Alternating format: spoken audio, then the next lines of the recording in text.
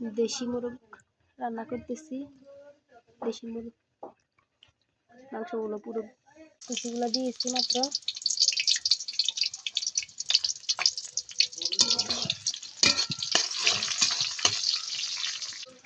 এগুলো রসুন বাটাটা দিয়েছি। আদা বাটা,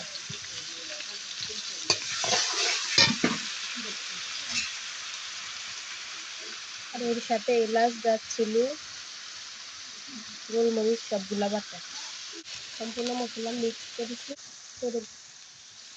মোরগগুলো দিতেছি। এর সাথে তেজপাতাও দিয়ে দিতেছি।